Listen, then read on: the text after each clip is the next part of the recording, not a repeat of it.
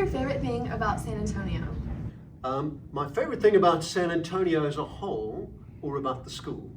San Antonio, I'm loving the weather. I know this might seem a little strange to all of you because it's a little warm, but where I'm at the moment, where I've come from, it's really, really cold, middle of winter. The temperatures there, I suppose, around 30, 35. I think that's the equivalent. And it's chilly, and so it's so nice to just defrost. So I'm absolutely loving the weather, loving the people. So helpful, so friendly, which is a good thing when you come from South Africa and you just seem to be permanently lost and confused. Yeah, loving the people here. I'm really excited about getting my first Stetson because I did think a little bit like that, you know, Texas, and I grew up watching Dallas. Now, you won't have any idea what that was.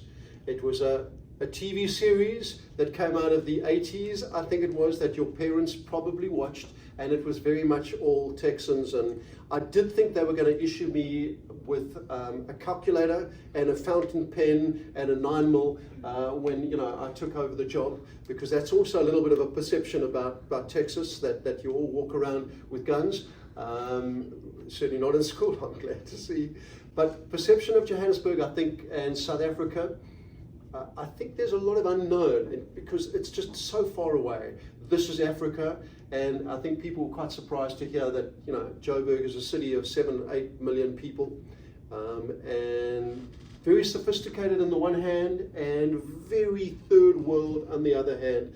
That is South Africa. But I think perception, people have already asked me, you know, do animals just wander freely, kind of between the houses? And no, they don't. So we have big reserves like you do here as well, that if you want to go on safari, you've got to go somewhere, and then, you know, you'll drive around in game vehicles. But I think that's probably the most common perception.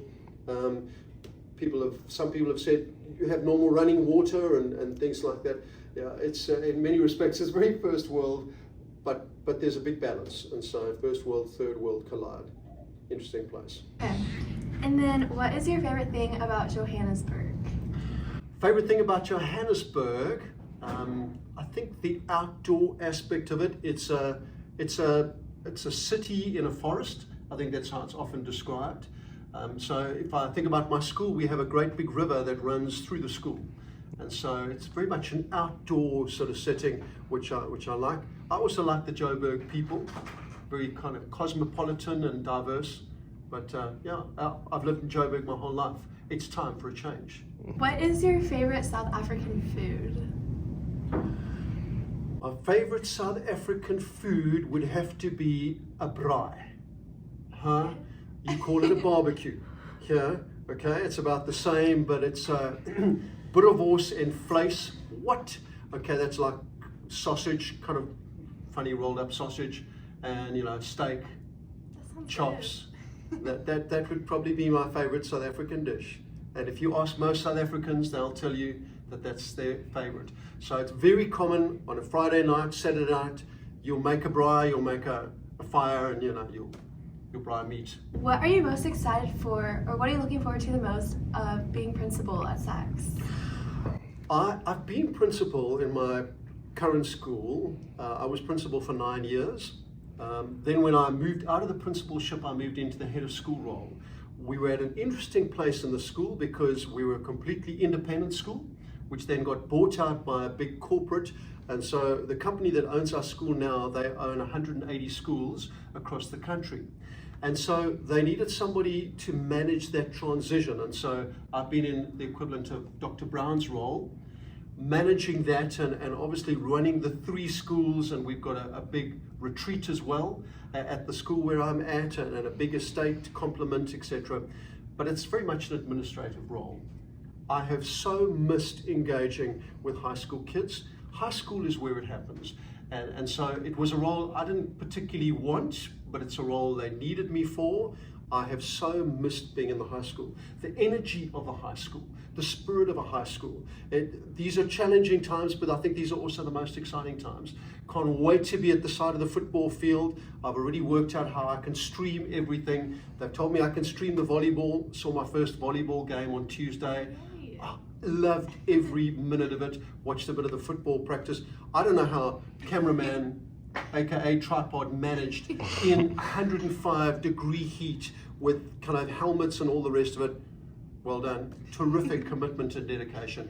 I can't wait to see what happens on the stage, and just how the year unfolds. These are such exciting times, and to be in a school with a full program which is really on fire for the Lord, and I can see that in so many of the students and in the teachers, and full sports program, full fine arts program, and just ready to set you guys up for the rest of your lives.